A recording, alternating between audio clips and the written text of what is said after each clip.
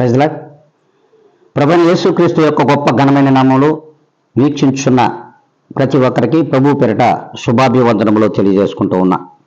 ఈ దినం దేవుడు మనకిచ్చిన నూతనమైన వాగ్దానం 119వ కీర్తన 133వ వచనము.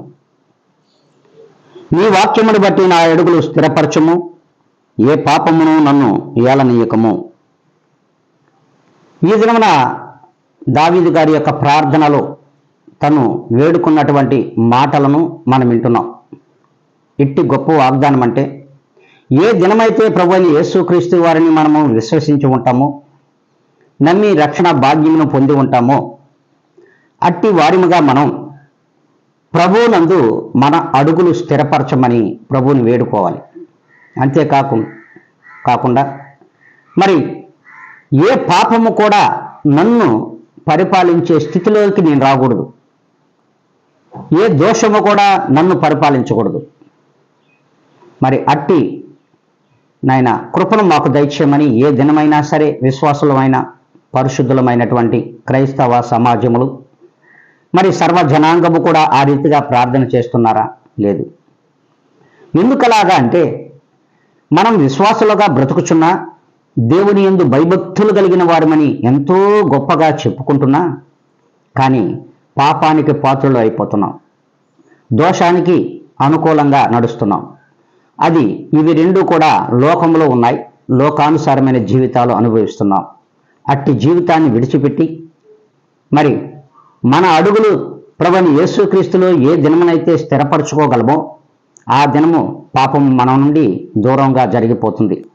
మనకు అందని అంత దూరము పాపము వెళ్ళిపోతుంది, దోషములు వెళ్ళిపోతాయి. మరి ఆ రీతిగా ఈ లోకముందా? లేదు. భయభక్తులు కలిగినటువంటి జీవితాలు ప్రభువులో లేవు, దేవుని యందు లేవు.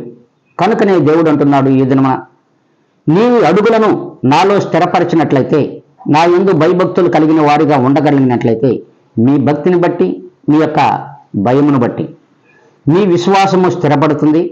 అంతేకాకుండా స్థిరమైన నమ్మకము నా మీద మీకు కలుగుతుంది. అట్టి నమ్మకంతో మీరు జీవించగలిగిన నాడు ఏ పాపము కూడా మీ దరి చేరదని దేవుడు తన లేఖనముల ద్వారా తెలియజేస్తున్నాడు. మరి ఏ దినమునందైనా సరే మన అడుగులను దేవునిలో స్థిరపరచుకుందామా? ఏ పాపము కూడా మనం వేలనీయకుండా వాటిని దూరంగా తరిమి కొట్టుకుందామా? ఒక్కసారి ఆలోచించండి. అలాగా ఉండగలిగినట్లయితే అందరూ తలలు వంచి ప్రభు యొక్క ప్రార్థనలో ఏకీభవించాలని ప్రభు పేరట మీకు అందరికీ కూడా మనవి చేసుకుంటూ ఉన్నాను.